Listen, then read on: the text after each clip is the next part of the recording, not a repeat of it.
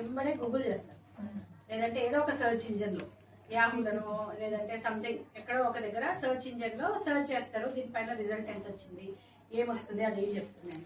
అసలు ఆ search engine ఎట్లా వర్క్ అవుతుందో మీకు తెలుసా?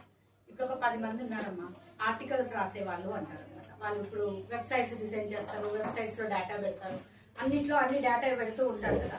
పెట్టినప్పుడు నేను ఎప్పుడైనా సరే ఫలానా ప్రోడక్ట్ డ్రైయా లేదంటే అంటే ఇది డ్రై స్కిన్ కి చేయొచ్చా, ఇది ఆయిలీ స్కిన్ కి చేయొచ్చా అని నేను సర్చ్ చేసినప్పుడు గూగుల్ ఏం చేస్తుంది, అన్ని వెబ్సైట్ ని స్కాన్ చేస్తుంది.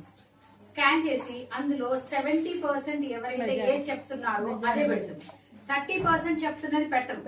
అంటే నేను ఇప్పుడు ఒక అబద్ధాన్ని నిజమని 70 టైమ్స్ రాసి, అబద్ధాన్ని నిజమని 70 టైమ్స్ రాసి, నిజాన్ని నిజమని 30% చెప్తే అది 30% చెప్పదు. అబద్ధాన్ని నిజమని 70% చెప్పిన వాళ్ళవే నీకు చెప్తుంది. కాబట్టి గూగుల్ చెప్పింది ప్రతిసారి నిజం కాదు. గూగుల్ ఎప్పుడు అందరిలో 10 మందిలో 7 చెప్పే దాని గురించే చెప్తుంది, 3 చెప్పే దాని గురించి చెప్పదు. మేబీ ఆ 3 చెప్పింది కరెక్ట్ అవ్వచ్చు కదా, 7 చెప్పేది తప్పు కావచ్చు.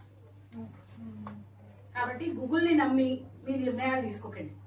అది మెడికల్ గా కాదు, అంటే ఎవరో ఒకరు టాబ్లెట్ వేసుకోవడము, ట్రీట్మెంట్లు తీసుకోవడము, మేకప్ ప్రోడక్ట్లు తీసుకోవడము, లేదంటే ఫేషియల్ చేయడము, ఇలాంటివన్నీ కూడా గూగుల్ని అడిగి చేస్తారు ఈ మధ్య.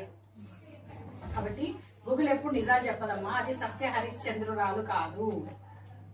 సత్య హరిశ్చంద్రాలు ఎప్పుడు నిజం చెప్తాడు అవునా, బట్ గూగుల్ అలా కాదు కదా. గూగుల్ ఎవరైతే ఎక్కువ మంది ఏది నిజమని చెప్తున్నారో అదే చెప్తారు. కాబట్టి గూగుల్ని నమ్మకండి.